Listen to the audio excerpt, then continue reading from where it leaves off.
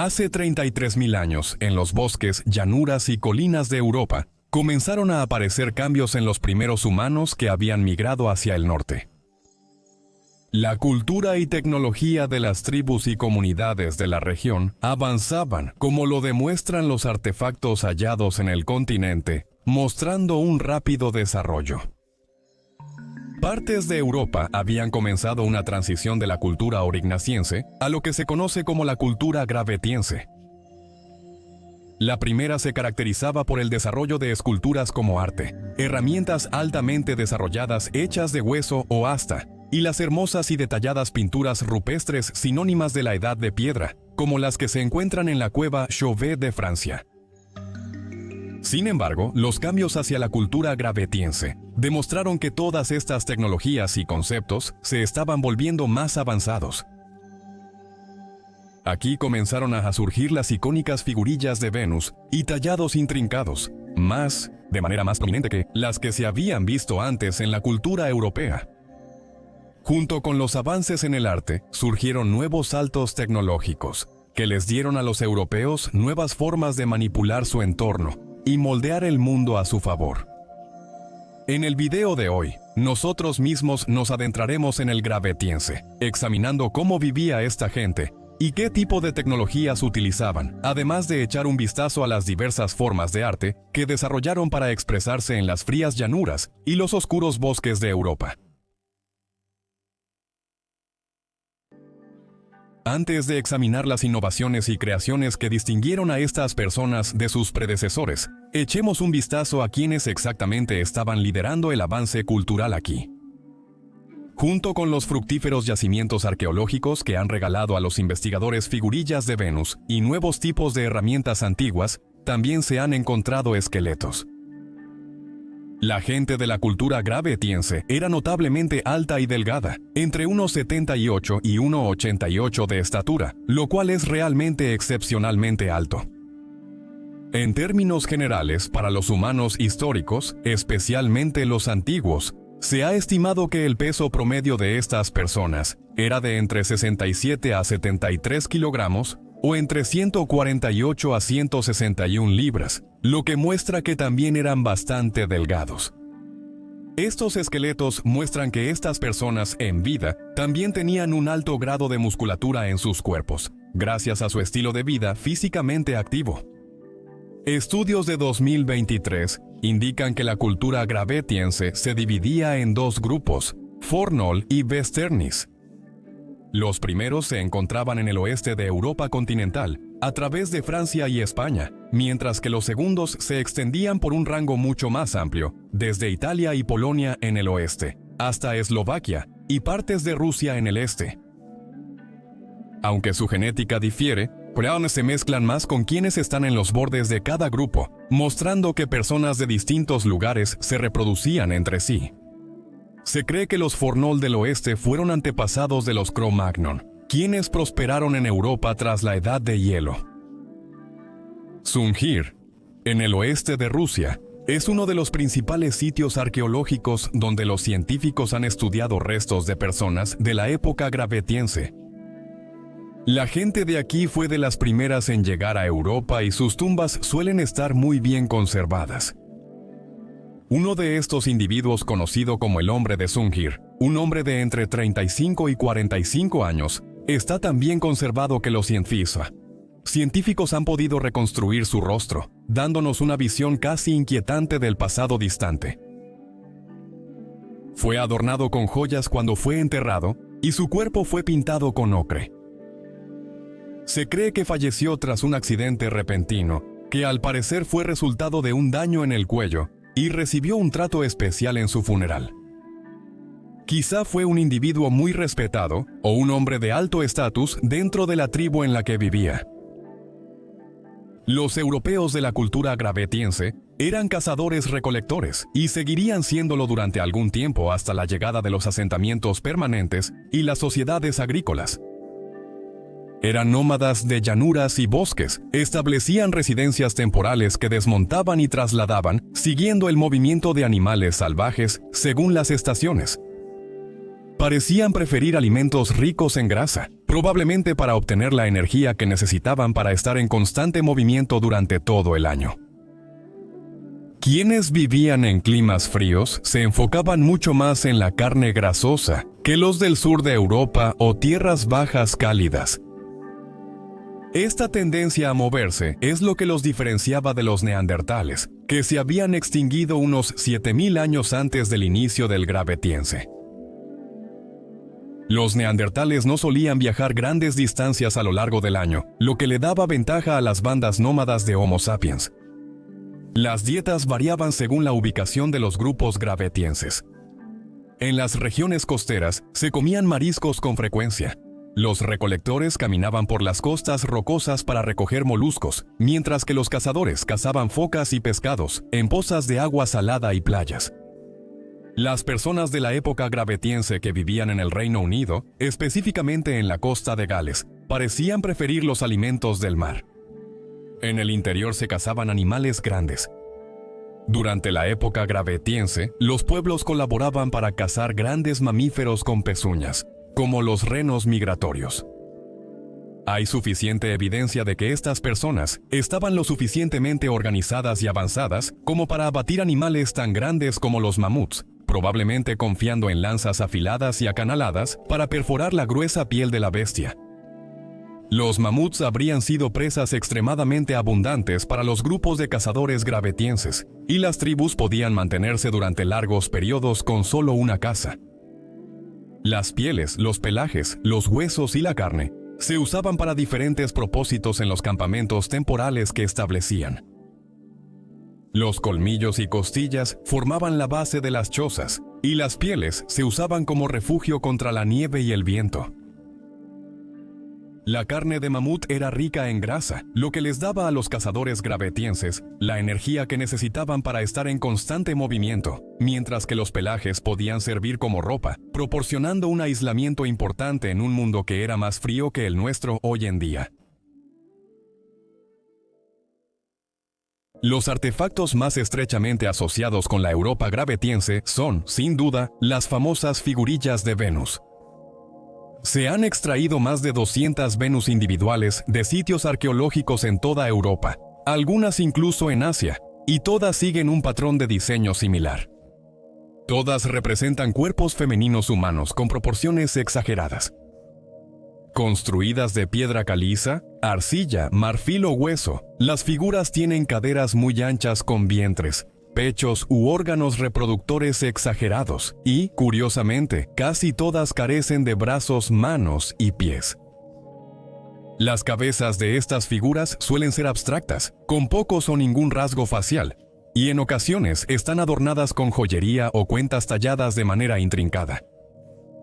La más pequeña de estas figuras mide apenas 3 centímetros, o 1.2 pulgadas de alto, mientras que la más grande descubierta tenía 40 centímetros, o 15.7 pulgadas de altura. Se consideran formas de arte, pero ¿qué representan? Por las características exageradas del cuerpo relacionadas con la reproducción y el parto, se cree que las figuras de Venus eran amuletos de fertilidad u ofrendas a una antigua diosa de la fertilidad. Pudieron haber participado en rituales de fertilidad o estar en las comunidades para brindar buena fortuna y salud a mujeres y recién nacidos. Otra teoría afirma que esencialmente pudieron haber sido autorretratos hechos por mujeres artistas dentro de las tribus, pero el significado cultural exacto puede haberse perdido tristemente en los anales del tiempo, dado que estas personas no tenían un sistema de escritura para registrar sus creencias y prácticas.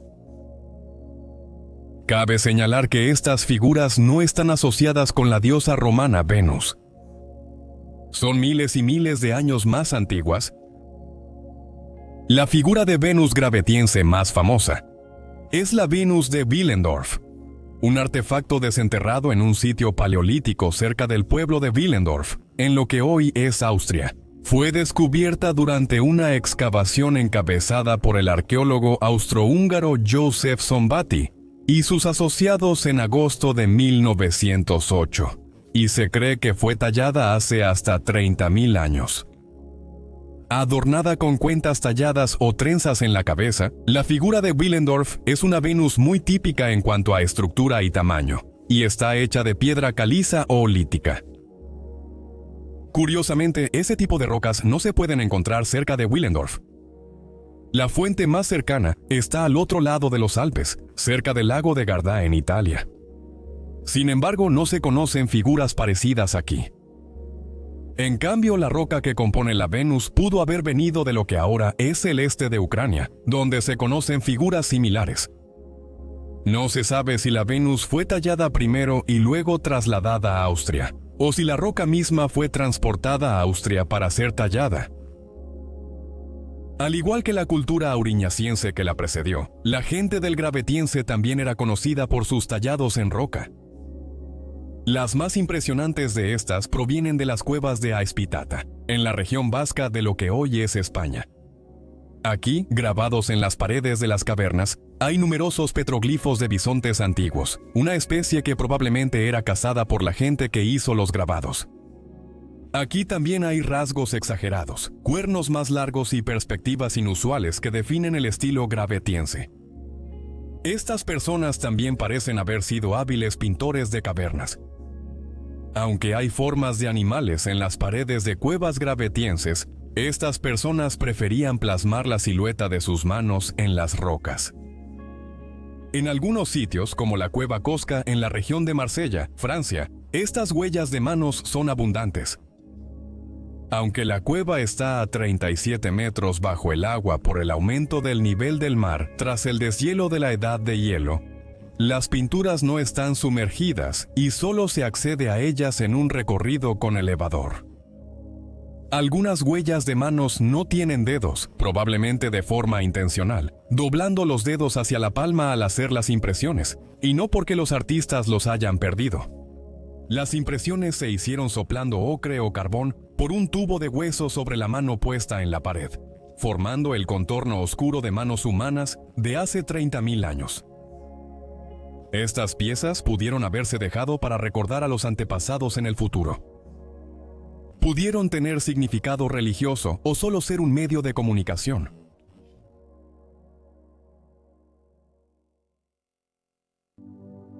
Con la llegada de la cultura gravetiense, numerosas nuevas formas de artesanía y tecnología entraron en juego para ayudar a la gente de la Europa antigua a transformarse y adaptarse a su entorno. Entre las innovaciones más interesantes del gravetiense está la introducción de redes tejidas en Europa, posiblemente usadas en costas y lagos para atrapar peces y otros animales marinos para alimentar a la tribu.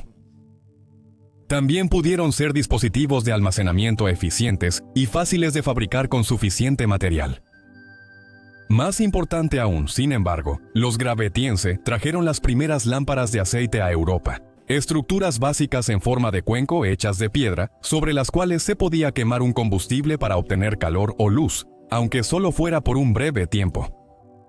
El fuego habría sido extremadamente importante en la excepcionalmente fría edad de hielo europea, proporcionando iluminación durante las noches oscuras y peligrosas, y un medio para enviar señales en la penumbra.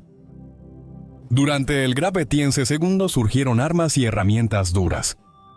Los cuchillos y bifaces se modificaron con una parte trasera roma y redondeada para mejorar el agarre y evitar cortes al usuario al cortar hueso o carne. La curva se lograba al suavizar el borde trasero con otra piedra, desprendiendo pequeñas lascas para obtener un mejor agarre. Hubo otros cambios en las puntas de flecha y lanza. En el Gravetiense, empezamos a ver las primeras puntas con lengüeta, con bases cortas y estrechas que podían usarse para fijar la punta a un palo o asta. Esto refuerza la unión con el asta y hace que sea más difícil que las flechas se desprendan al cazar un animal que se mueve rápidamente. El boomerang, otra innovación para la caza, surgió en Europa en esa época. Estos proyectiles curvos de madera se lanzaban para aturdir objetivos, o incluso matarlos si el objetivo era lo suficientemente pequeño, y permitían a los cazadores recuperar rápidamente sus armas después de usarlas. Los boomeranes aún se usan en comunidades aborígenes de Australia y Oceanía, siendo símbolo de la cultura indígena Algunos sitios gravetienses también han mostrado evidencia de tejido europeo antiguo que, aunque básico, se usaba para hacer todo tipo de objetos, como canastas, tapetes o incluso ropa. Se extraían fibras vegetales que, al usarse junto con una aguja de hueso, podían coser 2 piezas de cuero o tela, creando ropa ajustada, recipientes flexibles y aislamiento para el interior de una choza. El análisis de polen en Europa del Este indica que la hierba de la seda o la ortiga pudieron usarse para tejer en el periodo gravetiense, además de fibras de corteza de árboles como el aliso o el tejo. Pero no solo en el periodo gravetiense se hacían agujas de hueso.